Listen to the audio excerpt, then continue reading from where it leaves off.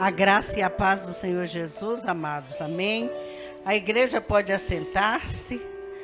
Eu louvo a Deus por esse dia, né? Nós bendizemos ao Senhor, porque Ele é digno de ser bendito em todo o tempo. Agradeço a Deus a oportunidade de estar mais uma vez nesse lugar, revendo pessoas que estão aí na caminhada de que, naquele grande dia que todos nós almejamos e aguardamos, nós possamos estar lá quando o papai chamar e que as nossas vestes estejam brancas, para que nós alcancemos aquela palavra mais almejada. Para quem conhece a Bíblia, diz que naquele dia haverá duas chamadas, né? Aqueles que serão chamados porque serão reconhecidos como os meus filhos que se encontram com a veste branca, e aqueles que serão chamados para ser convidados a passar para o outro lado. Eu acredito que essa igreja está aqui trabalhando para que naquele grande dia o Senhor diga: venham benditos do meu Pai. E nós queremos estar nessa hora, nesse bendito lugar, que é para ir reinar lá na glória, onde nós não teremos mais nenhuma preocupação, nenhuma situação difícil, a não ser só dizer que Ele é santo, santo, santo, para todo sempre. Amém. Eu congrego ali no setor O, na Igreja Batista Monte Oreb. Já caminhei com a Caliane há alguns dias, conheço a Abimaías, já passei por aqui há alguns anos, numa outra igreja aqui no Pérola mesmo, por ali, e aqui estamos nós batalhando para chegar no céu. É fácil chegar no céu? Se vocês ouvirem um ministro de Deus dizer que é fácil, você já está pronto para ir para lá. Porque, amados, a jornada é cabulosa. O céu é perfeito, mas até a jornada de chegar lá, nós teremos que passar alguns rios, atravessar algumas pontes, subir alguns morros, descer alguns morros. O pessoal aí que é de Minas conhece bastante o que é morro. O pessoal que é do Nordeste, dependendo da localização, sabe o que é também uns morrinhos. Descer e subir o morro só é bonito no hino. O hino diz: desço o morro e sob o morro, caminhando a minha... Como que é? Desço o morro e sob o morro, carregando a minha cruz. Eu só não posso deixar de querer ir para o céu com Jesus. Porque, amados, não é fácil no Nordeste você descer um morro meio-dia com sol quente. Aí a coisa é complicada. Mas o céu, ele para ser tomado, diz que é a força. Fácil é ir para o inferno, porque vai até quem não quer. Agora, para ir para o céu, só vai quem tem coragem. Porque para o inferno, até quem não quer, vai sem querer ir. Mas para o céu, você tem que ser tomado de coragem para chegar lá. E a caminhada é longa e nós precisamos disso. Quando me pediram para estar aqui hoje, eu não atentei que era o Dia dos Pais, que se comemora o Dia dos Pais. Mas eu também não me prendi em vir aqui fazer uma homenagem aos pais. Isso cabe à igreja fazer. Mas eu vim aqui falar para vocês de um pai que é pai. E esse pai se chama o nosso Pai, o Senhor que nos criou e nos escolheu para sermos filhos. E esse pai tem prazer de cuidar dos seus filhos. Em todo tempo, em toda hora e em qualquer situação. Ele diz que ele não dorme. O Salmo 121 diz: eleva os meus olhos para os montes, de onde me virá o socorro?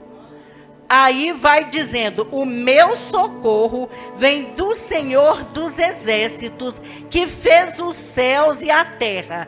E lá mais adiante ele diz: eis que aquele que te guarda não tosquenejará ou não dormirá. Então seu pai, ele não dorme. O pai físico, o pai da terra, ele ainda tira um cochilo. Agora o Pai Todo-Poderoso, ele não dorme. Ele guarda por você 24 horas. E nós vamos passear um pouquinho na Bíblia, falando de alguns pais. A Bíblia está recheada de pais sábios, sim. Mas a Bíblia também tem aqueles pais que, por um motivo ou por outro, deram uma vacilada e não foram tão sábios. Mas a palavra nos convida a conhecereis a verdade e a verdade vos libertará. Então, se nós atentarmos para a palavra de Deus, nós seremos pais sábios. Por quê? Ser pai não é só ser do sexo masculino. Quantos lares tem um pai representado por uma mãe? E essa mãe precisa ter a mesma sabedoria que o Senhor ensina para o homem, que é homem de sexo masculino, como para a mulher que está desempenhando o papel de pai e mãe, né? Ali, como diz outro, mãe e pai. Nem todo mundo teve o privilégio de nascer em um lar construído por pai e por mãe e crescer. Outros até nasceram no percurso da vida, o pai foi ali e não voltou. Outros, a vida o recolheu. Então existem N situações, mas eu quero que você atenta nessa noite, que o pai dos pais, ele não deixa de cuidar de você. Não importa qual seja a situação, o pai dos pais cuidou de você até aqui. E ele permanecerá cuidando. E eu vou convidar vocês a abrirem a Bíblia. Podem ficar de pé. Só vamos ler um versículo. No Evangelho de Mateus, capítulo de número 9. Não, aliás, Evangelho de Mateus, capítulo de número 6. E o versículo que será de número 9. Evangelho de Mateus, capítulo 6. Versículo de número 9, que é um versículo conhecidíssimo para todo mundo sabe, todo mundo fala ele. Provavelmente tem aquele crente que fala todos os dias, porque eu não sei se vocês conhecem, ou só eu já conheci aquele crente que não lê a Bíblia, mas deixa o Salmo 91 aberto, de segunda a segunda, que já está até amarelo. Ele já mudou até de cor. Assim é esse versículo que nós vamos ler. Eu creio que muitos de nós, ou nós todos, falamos todos os dias, né? Nós vamos ler Mateus capítulo 6, versículo de número 9. E nós vamos ler somente esse versículo. Portanto, vós orareis assim: Pai nosso que estás nos céus, santificado seja o teu nome. Amém? Mais uma vez, ó. Pai nosso que estás nos céus, santificado seja o teu nome. Pai, eu te louvo pela tua soberania. Eu te louvo porque eu creio e sei que o Senhor é o Pai desta igreja, assim como o Senhor é o Pai de todo aquele que confessou, acreditou e caminha na tua promessa. Abençoa o teu povo com as melhores bênçãos vindas do trono da glória.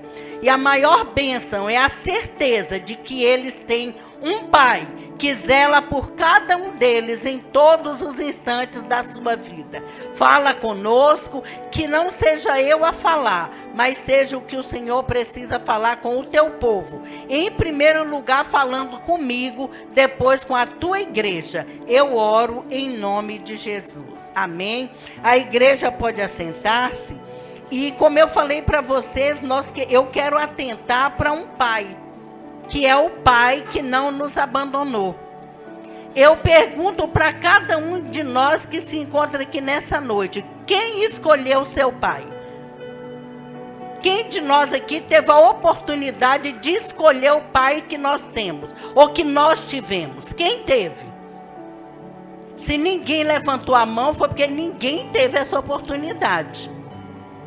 Nós não tivemos a oportunidade de escolher, porque provavelmente nós escolheríamos mais gordo, mais magro, mais bonito, mais feio, mais rico, mais pobre, mais sábio, menos sábio. Mas a gente não teria o pai que Papai do Céu nos deu. Eu até conhecer Cristo, se você me perguntasse, eu também não queria o meu. Porque eu tive um pai alcoólatra. Quem aqui gostaria ou gosta, ou já ouviu falar que é prazeroso ter um pai alcoólatra? Ninguém. Então, eu também, se me perguntasse há anos atrás, além de eu não ter escolhido, eu não era feliz com o pai que eu tinha. Mas para isso, o meu pai, que foi o pai que eu falei, que é o nosso, me resgatou. Me chamou para ser filha. E a partir do momento que ele me chamou para ser filha, eu sou grata a ele pelo pai homem que ele escolheu para mim. Porque se eu o tive como pai, foi porque foi ele que fez a escolha. E o nosso pai soberano, ele não faz escolha ruim para nós. Ele tem sempre o melhor para nós. E assim como nós lemos que o nosso pai, ele é grande, dentro do contexto, né, do pai que nós falamos, que é o pai da Bíblia, nós vamos mostrar alguns pais que nós lemos e conhecemos a Bíblia todo dia e falamos dele. O primeiro pai que eu quero citar é Abraão. Eu quero que quem tem a oportunidade, abre a Bíblia aí no livro de Gênesis, capítulo de número 12, e vamos ouvir o que papai que me fez e fez você, disse para Abraão. Gênesis, capítulo de número 12, nós vamos ler poucos versículos, não vamos ler tantos não, vamos ler somente 3 versículos. Gênesis, capítulo 12, versículo 1, 2 e 3. Parece que Gênesis está querendo fugir da minha Bíblia. Eu espero que a de vocês esteja aí, que na minha está complicado achar ele aqui. Que bom, já achou, né, irmão? O meu está querendo fugir aqui, para que eu não o leia. Mas assim diz Gênesis capítulo 12, versículo 1, 2 e 3. Ora, o Senhor disse a Abrão: sai-te da tua terra e da tua parentela e da casa de teu pai para a terra que eu te mostrarei. E far-te-ei uma grande nação, e abençoar-te-ei e engrandecerei o teu nome. E tu serás uma bênção. E abençoarei os que te abençoarem e amaldiçoarei os que te amaldiçoarem. E em mim serão benditas todas as famílias da terra. Nós hoje somos da descendência de Abraão, carona daquele povo, porque nós somos uma família bendita. E Abraão tem o título de ser o quê? O pai da fé, o pai das nações.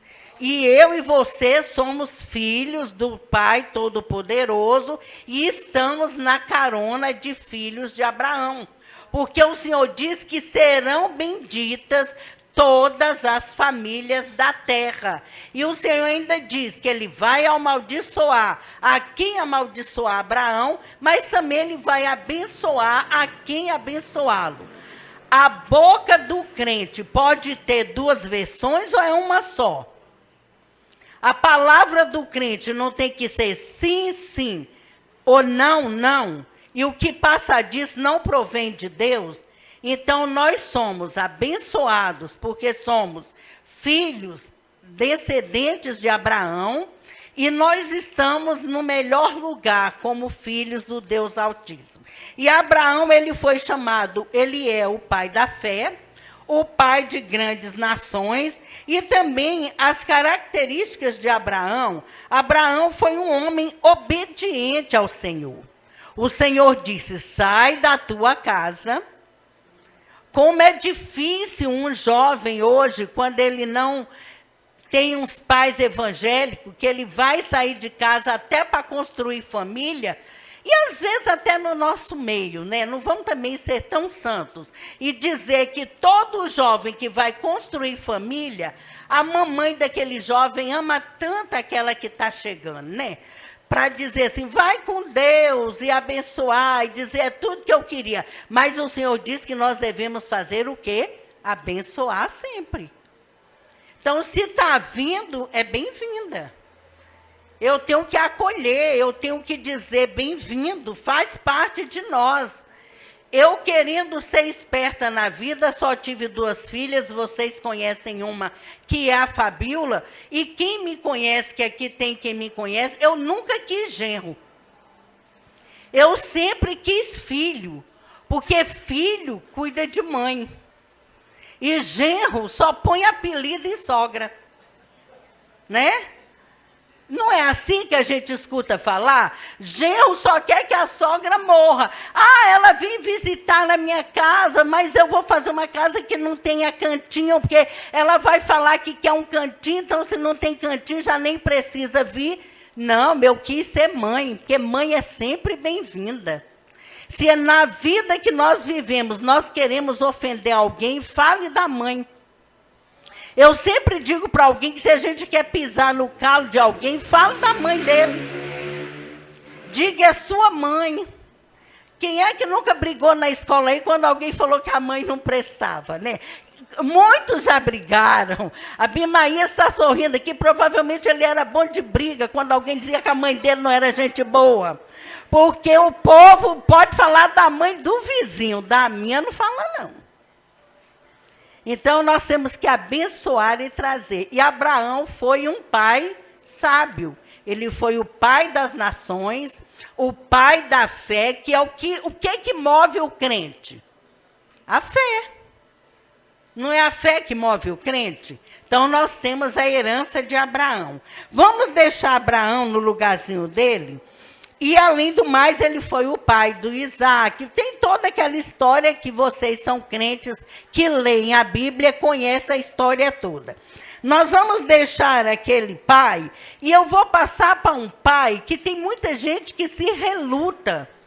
Tem muita gente que não quer ser pai adotivo, que, se Deus me deu filho, eu que não vou querer filho dos outros, eu vou adotar filho dos outros, por quê?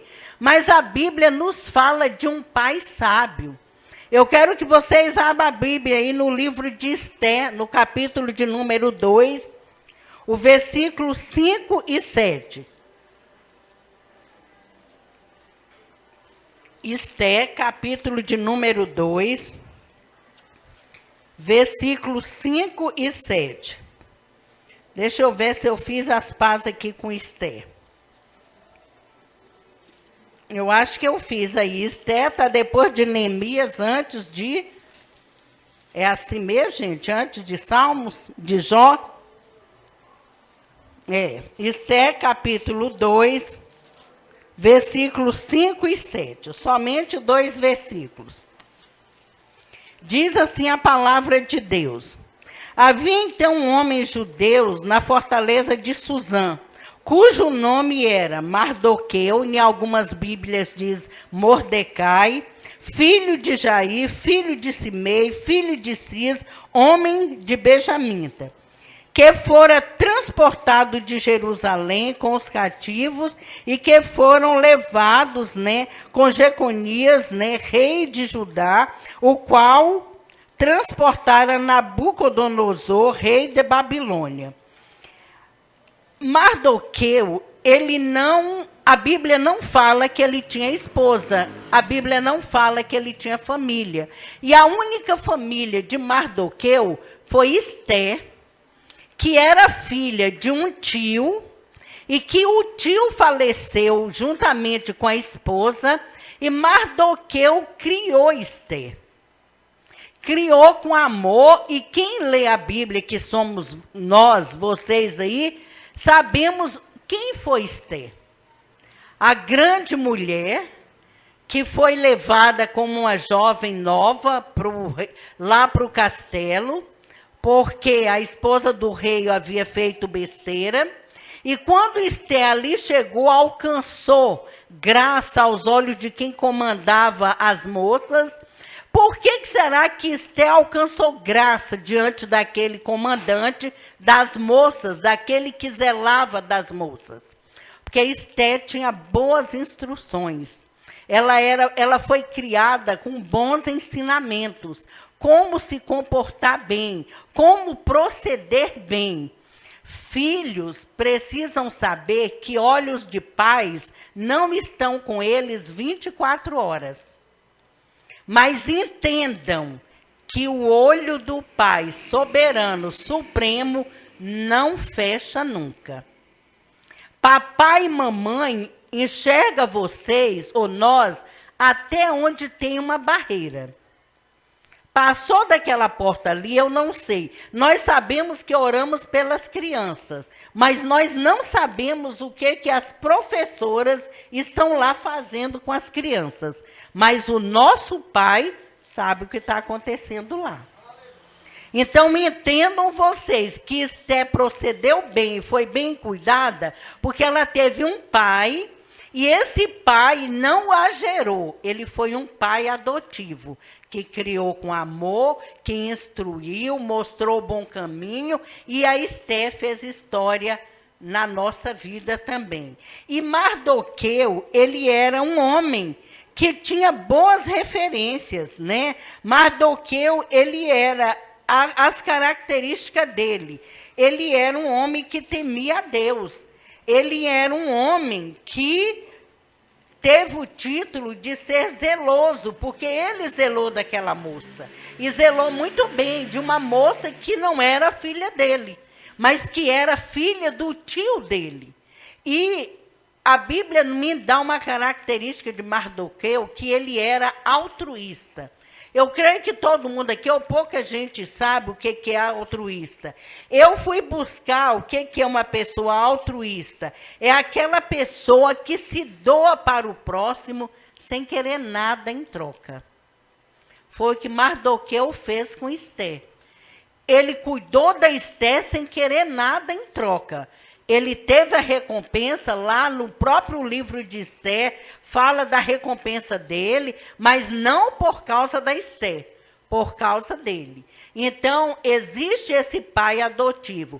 Pai bom, pai referência, não é o que gera, é o que cria, é o que adota. Para adotar, precisa estar debaixo da sua asa? Não. Você pode ser referência para alguém como pai, sem estar no dia a dia dele. Mas você pode ser um pai adotivo. E quando eu parabenizei o Abimaías, quando eu cheguei, eu falei, não pelas crias que você gerou, mas pelas crias que estão nas suas mãos, porque são muitos, e a gente precisa ser essa referência de pai. Pai bom não é aquele que está dentro de casa, não. Quem é do Nordeste aqui, do Norte de Minas, já ouviu um ditado que diz, filho só puxa pai quando é ladrão de cavalo. Alguém já ouviu isso ou só eu já ouvi? Né? Então, não precisa puxar pai só porque rouba. Puxa pai com todos os bons exemplos que o pai tem. E o pai precisa saber que ele é referência para o filho, não só no que ele diz, faça o que eu mando e não faça o que eu faço. Mas ele precisa ser referência para o filho em todas as suas atitudes. Isso é querer ser um bom pai. E nós vamos, depois disso, eu vou falar rapidinho de um pai humano, que pouca gente fala na Bíblia. A gente só fala de Maria, a gente só fala de Jesus, pouca gente fala de José. E José foi um homem sábio. José foi um homem instruído e conduzido por Deus. E José foi o pai do Salvador do mundo. Né? Aquele pai, não o que gerou, mas aquele que disse para Maria, eu ia fugir de noite, mas o Espírito mandou eu ser macho. Né? Ser macho não é ser igual no Nordeste, que é só o que puxa o facão, não. Ser macho é você aguentar as consequências calado e ver a glória do Pai Criador. E foi o que José fez. E pouca gente fala de José, Mas José foi um homem sábio, foi um homem íntegro, foi o homem que foi o pai humano de Jesus. Porque nós sabemos que Jesus foi gerado pelo Espírito de Deus. Mas nós sabemos que onde Jesus ia, ele era conduzido por uma mãe e por um pai. E esse pai era José e precisava de muita sabedoria.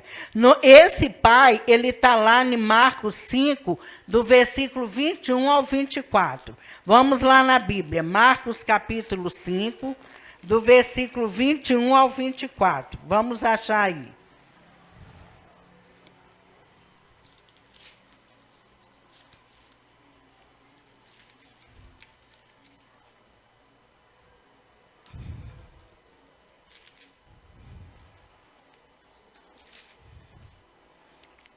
Marcos capítulo 5, do versículo 21 ao 24.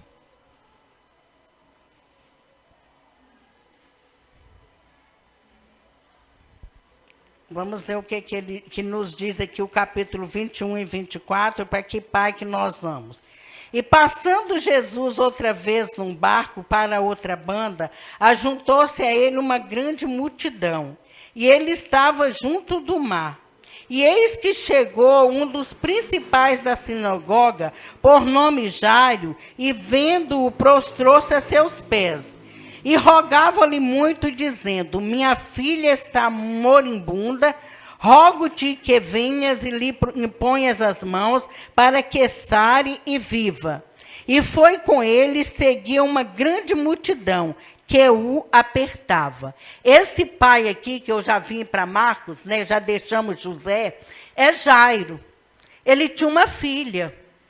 E ele amava a filha sobremodo. Eu acho que é o que nós fazemos. A gente nos ama, mas o filho, como a gente ama essas coisinhas, e depois que cresce, parece que nem lembra que a gente amava tanto. E depois que a gente fica velhinho mesmo, é que o amor diminui, porque eles estão correndo tanto para ganhar a vida, que pouco lembra dos velhinhos, né?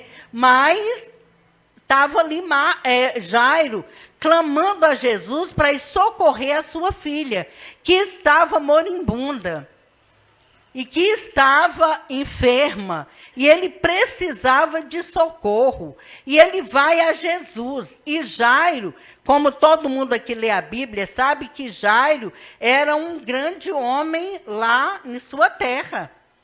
Ele era comandante, ele dirigia um povo. Ele poderia ter mandado soldados, alguém lá, mas ele foi, porque ele precisava dar bênção para sua filha. E ele chega ali a Jesus e fala para Jesus que Jesus se dirigisse à casa dele e que fosse impor as mãos sobre a sua filha. E Jesus está sendo conduzido por uma grande multidão. E no meio dessa multidão, quando nós batemos na porta pedindo socorro, a gente quer que logo nós sejamos atendidos. Ou será que só sou eu que tenho essa pressa? Ou todo mundo, quando vai aos pés do Senhor, já quer que ele esteja pronto? E Jesus está ali ouvindo o Jairo e a multidão empurrando, e nesse meio tempo que Jesus está indo e Jairo seguindo ele, ainda chega no meio da multidão uma mulher que estava necessitada e toca em Jesus. E Jesus vai parar para dar atenção àquela mulher, mas Jairo não desiste. Naquela vai e vem, naquele empurra, alguém chega para Jairo e diz assim: não importune mais o mestre, a tua filha já morreu.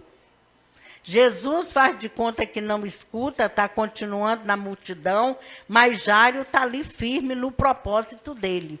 Ele era um pai que amava a filha e queria a resposta. E quando Jesus, diz para ele ficar tranquilo, foi lá, a sua filha foi curada. Assim somos nós. Não devemos perder a nossa esperança. Mesmo que a multidão esteja muita, que o empurrão seja demais, saiba uma coisa de você: o Pai eterno não é surdo. ele escuta até no meio da multidão.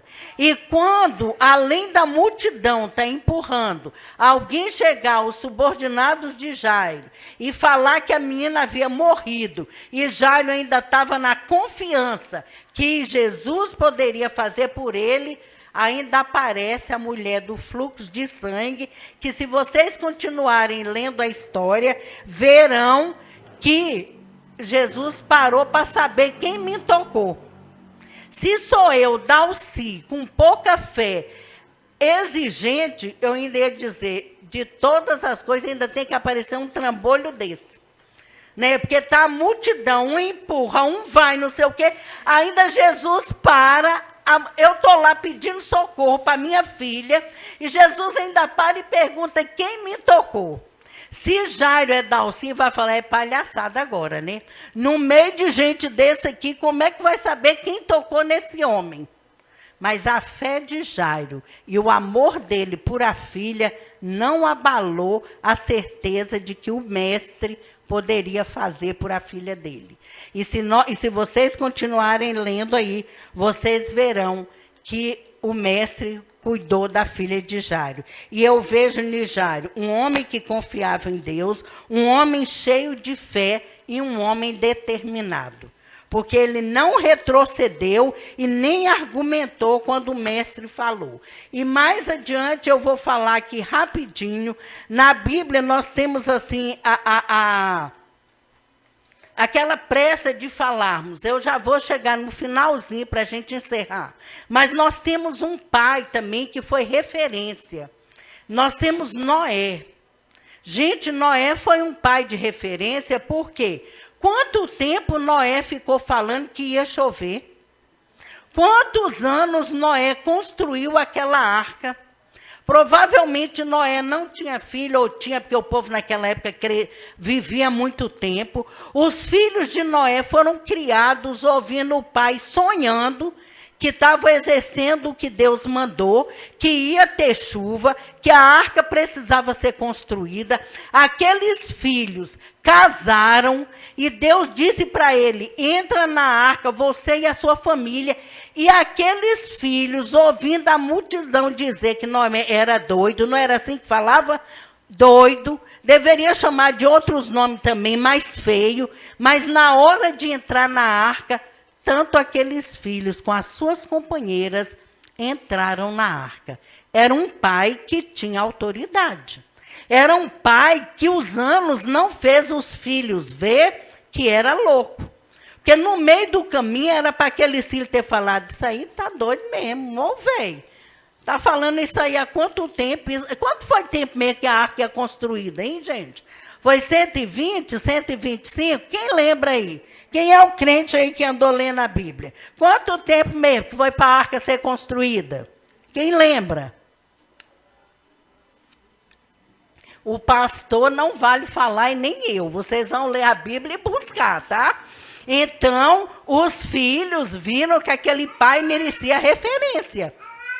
E na hora de entrar na arca, eles entraram sem argumentar. E as suas companheiras entraram juntos, e por esse pai ser referência, nós tivemos aí a nossa outra geração, que Deus foi lá e falou, Noé, agora o negócio é assim, eu vou abençoar novamente, essa geração não será pervertida, vou formar um novo pacto, ninguém vai morrer mais afogado. Aí todo mundo diz, agora vai morrer queimado. Então, quando a gente vê esse calor aí, já começa a ficar mais coladinho com o pai, porque o negócio é sério, viu? Morrer mais na água não vai não, porque o pai não muda do que fala, né? Ele diz, o novo conceito é, ninguém morre mais na água, mas ele não falou, eu estou matando no fogo, mas o homem foi, eu ainda não li isso, está na Bíblia, Abimaías, que é fogo, né? Mas o povo está aí, na hora que esquentar, águas lindas, muito calor, Ceilândia, vamos estar mais pertinho de papai, porque a coisa é séria. E para a gente finalizar, eu quero finalizar com um pai, que eu tiro o chapéu. Existem outros pais. Existe Davi, que foi o homem segundo o coração de Deus, mas não foi um pai sábio. Existe Jó, que era o pai que levantava de madrugada, orava pelos filhos, cendia, né, fazia sacrifícios, holocaustos, mas eu não vou falar desses pais. Eu vou falar de um pai que para mim é referência. É o pai do filho pródigo. Amados, esse pai, para mim, na minha concepção, é o pai que mais se aproxima de Deus. Porque onde um filho te mata antes de você morrer, porque na época do passado, pedir herança para pai antes de estar morto era uma afronta.